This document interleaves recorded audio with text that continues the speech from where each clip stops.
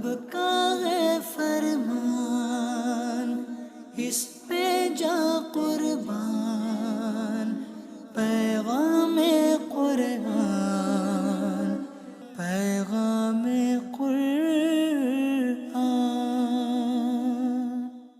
الحمدللہ رب العالمین والصلاة والسلام علی سید المرسلین، اما بعد فاعوذ باللہ من الشیطان الرجیم، بسم اللہ الرحمن الرحیم۔ الصلاة والسلام علیک یا رسول اللہ وعلی آلک واصحابک یا حبیب اللہ، الصلاة والسلام علیک یا نبی اللہ وعلی آلک واصحابک یا نور اللہ۔ میٹھے میٹھے اسلامی بھائیوں اور مدنی چینل کے ناظرین، ایک بار پھر پروگرام پیغام قرآن لے کر حاضر ہیں۔ اس خوبصورت پروگرام میں قرآن کا پیغام حاصل کرنے کی کوشش کرتے ہیں، میسج آف قرآن لینے کی کوشش کرتے ہیں۔ قرآن پاک کی تو کیا ہی بات ہے، ایک ایسا خزانہ ہے جس کو جتنا ایکسپلور کریں، جتنا پڑھیں، جتنا اس کی گہرائی میں جائیں، موتی ملا کرتے ہیں۔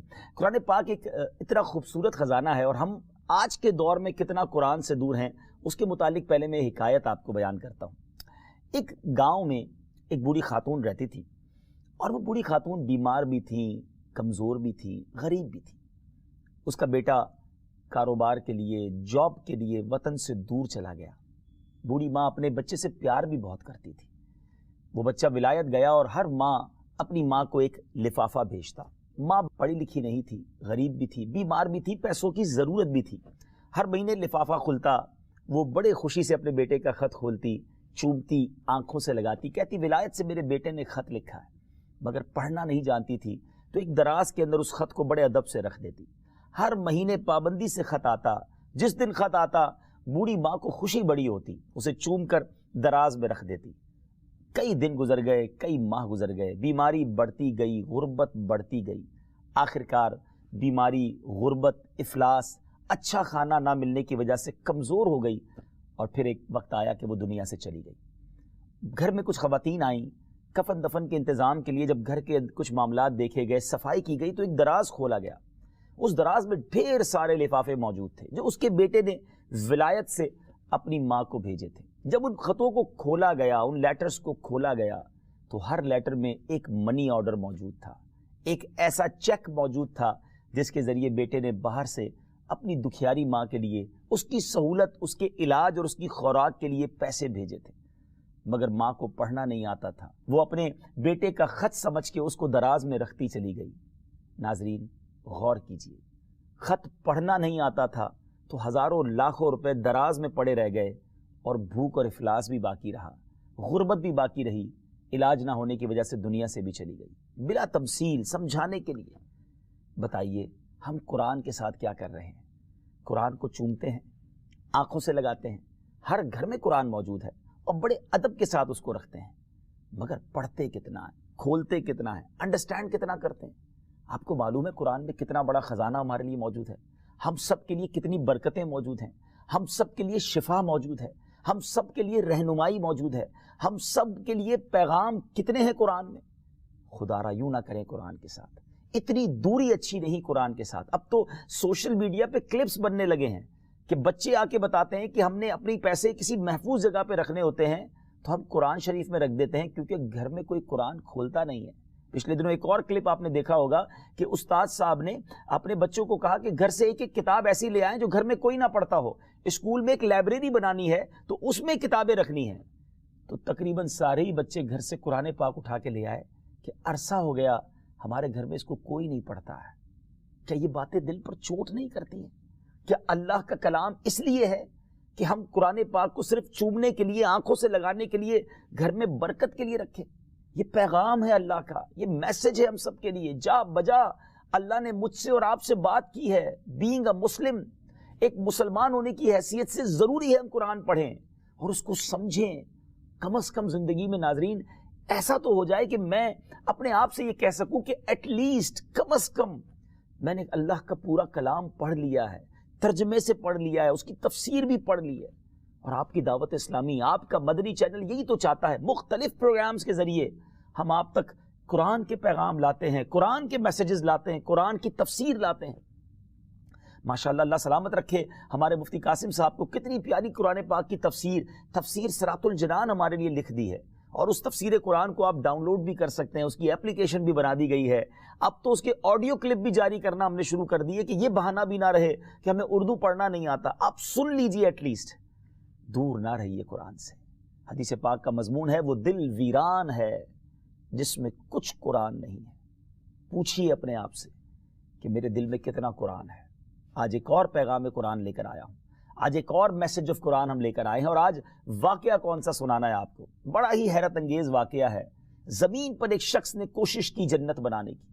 جنت زمین پر بن نہیں سکتی، مگر ایسا سرکش، اتنا متکبر اور اتنا پاورفل شخص تھا کہ اس نے کہا کہ میں زمین پر ہی جنت کو بنا دوں گا. بعد والی جنت کا کیا کرنا، دنیا میں ہی جنت بنا لیتے ہیں. اور یہ شخص تھا شداد. دنیا جانتی ہے اس ٹاپک کو. آج بات کریں گے شداد کی جنت پر. قوم عاد کی یوں سمجھیے کہ یہ اس کی نسل میں سے یہ شخص تھا. قوم عاد کا جو موری سے آلہ تھا، عاد بن اوس بن ارم بن سام بن نوح، اور اس عاد کے بیٹوں میں شداد بھی تھا. بڑی شان و شوکت کا بادشاہ ہوا. اس نے اپنے وقت میں تمام بادشاہوں کو اپنے جھنڈے کے ساتھ جمع کر کے سب کو اپنا مطیع و فرما بردار بنا لیا، یعنی سب پر غالب آ گیا، تمام بادشاہوں کو اپنے انڈر میں کر لیا.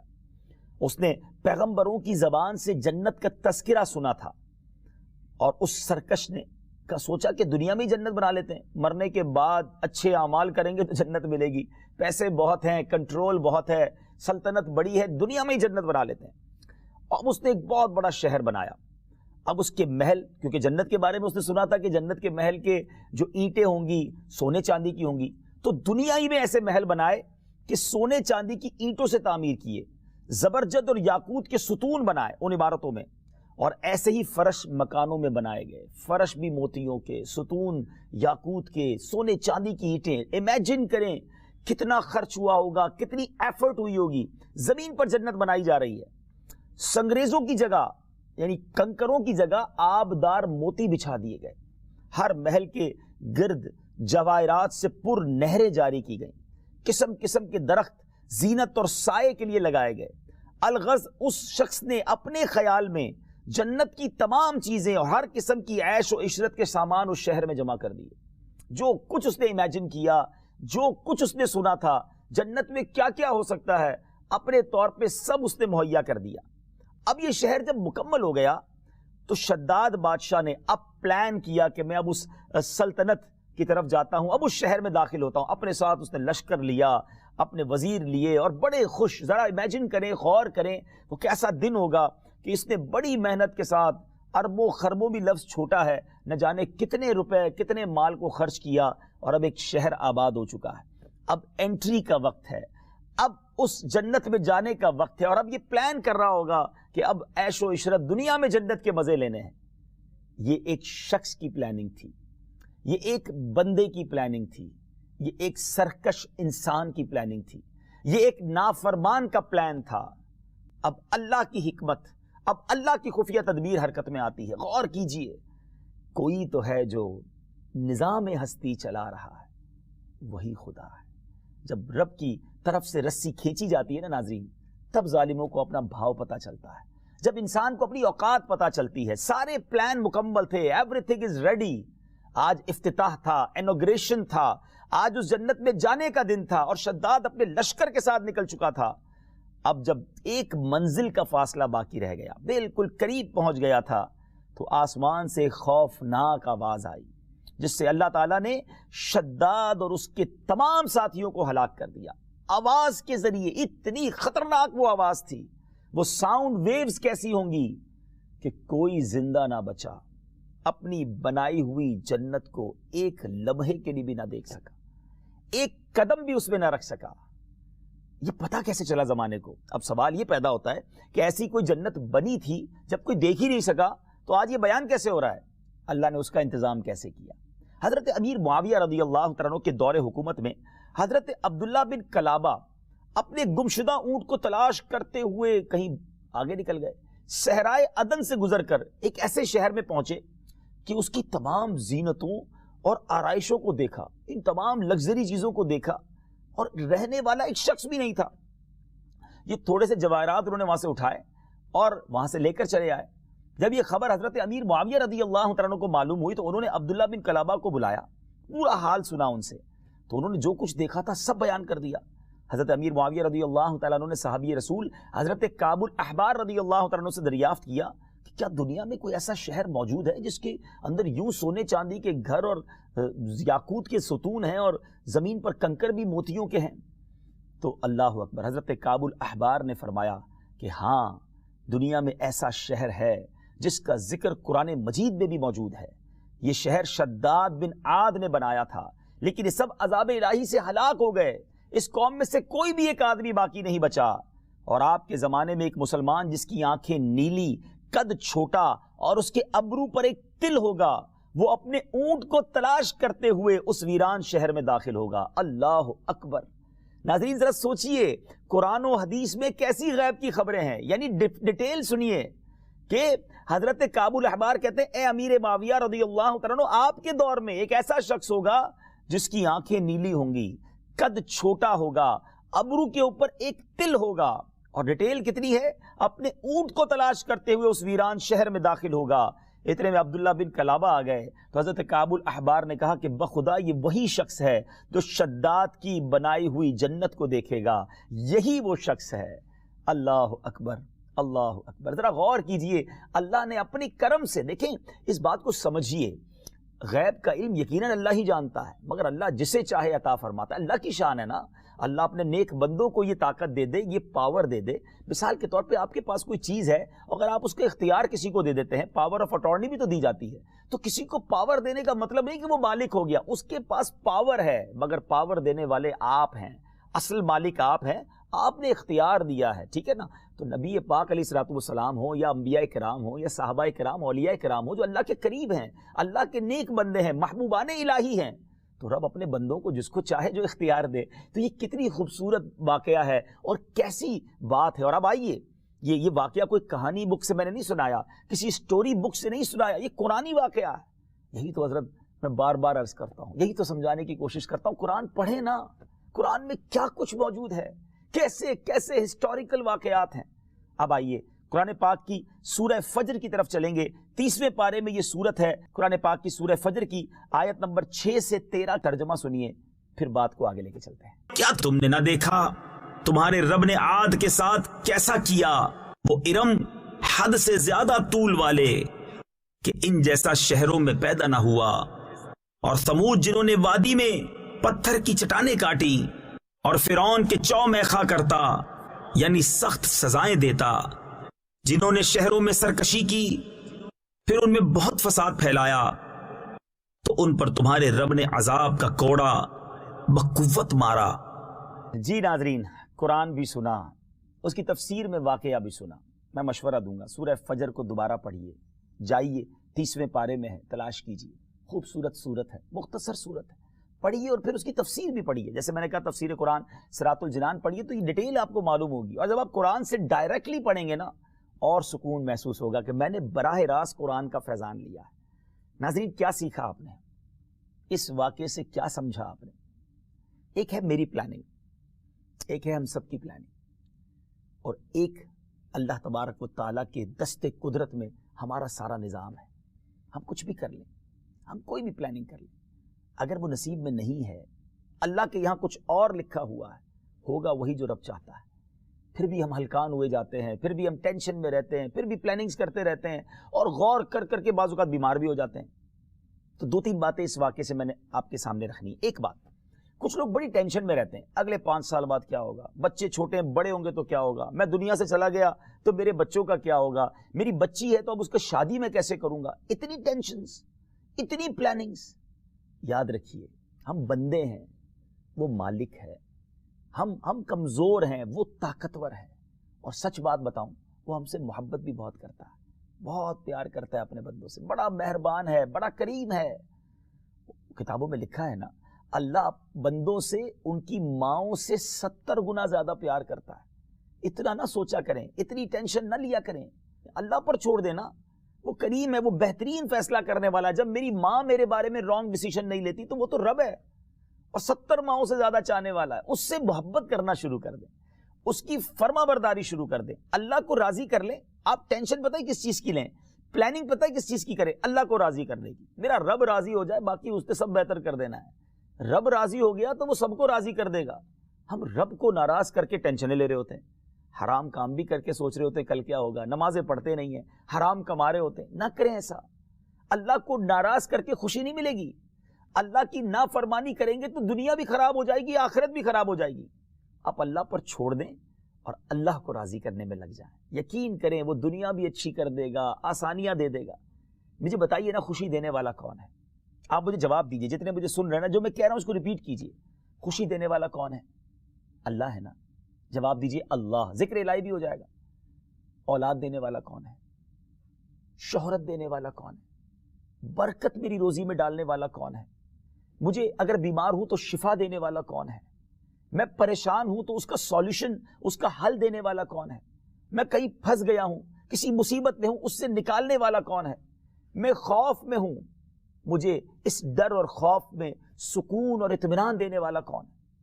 وہ اللہ ہی ہے. واللہ اللہ ہی ہے. تو بتاؤ اللہ کو راضی کر لیتا تو سب معاملے حل ہو جاتے نا. اتنی ساری ٹینشنیں نکال دیں، ایک سوچ اور ایک ٹارگٹ بنا لیں.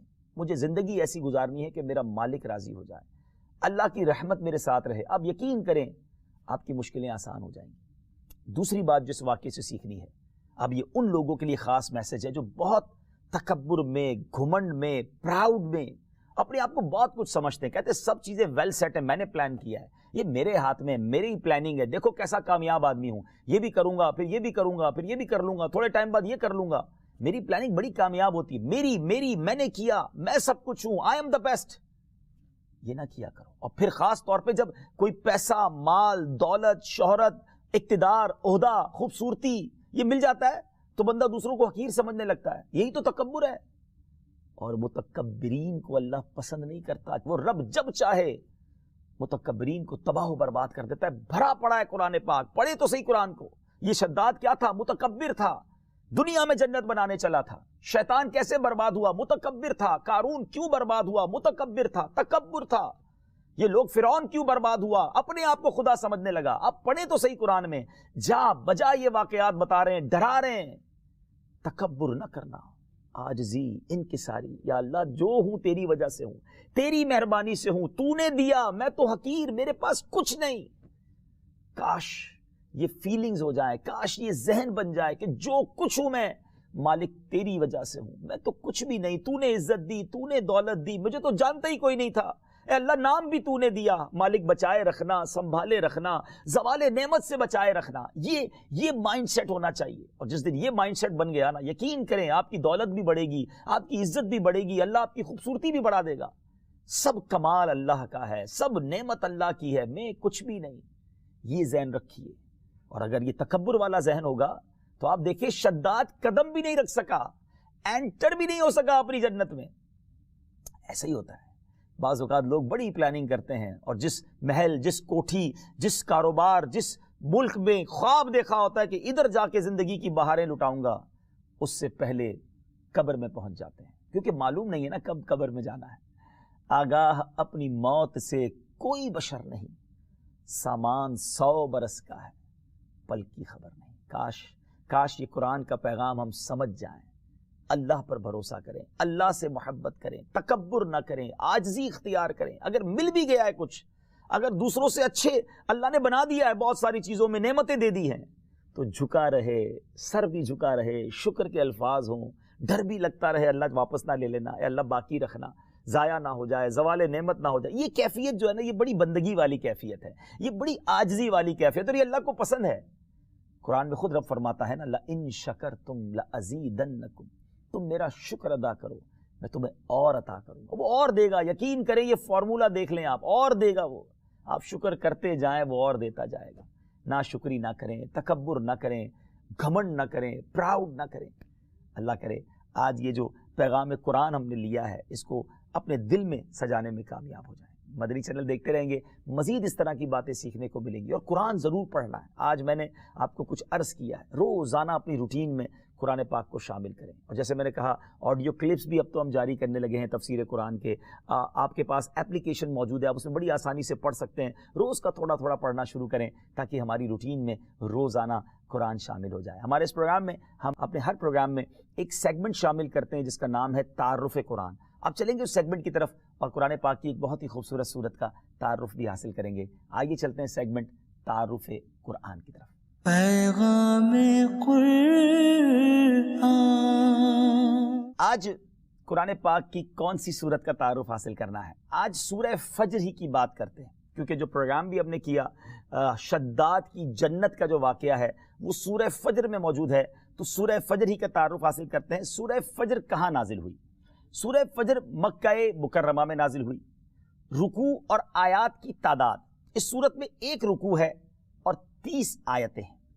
فجر نام رکھنے کی وجہ، فجر کے معنی ہے صبح، اور اس سورت کی پہلی آیت میں فجر کی قسم ارشاد فرمائی گئی، اس مناسبت سے اسے سورہ فجر کہتے ہیں۔ سورہ فجر کے مضامین، اس سورہ مبارکہ کا مرکزی مضمون یہ ہے کہ اس میں 5 عظمت والی اشیاء کی قسم بیان کر کے کفار کو سمجھایا گیا ہے، اور سمجھانے کے لیے گزشتہ اقوام کا اپنی طاقت کے باوجود عذاب الہی کا شکار ہونے کو بیان کیا گیا ہے۔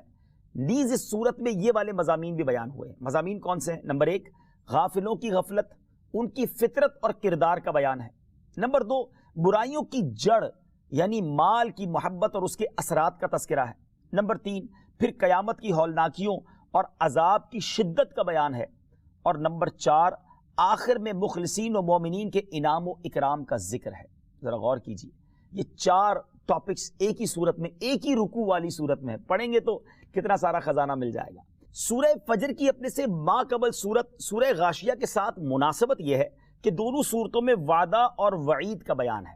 جی ناظرین، آپ نے تعارف قرآن بھی سن لیا اور میسج آف قرآن، پیغام قرآن بھی سن لیا۔ سلسلے کا وقت اختتام کے قریب ہے، انشاءاللہ اگلے سلسلے میں ایک اور خوبصورت واقعہ، ایک اور صورت کا تعارف لے کر حاضر ہوں گے۔ دعاؤں میں یاد رکھیے گا، صلو علی الحبیب صلی اللہ تعالی علی محمد صلی اللہ علیہ وسلم۔ رب کا ہے فرمان، اس پہ جا قربان۔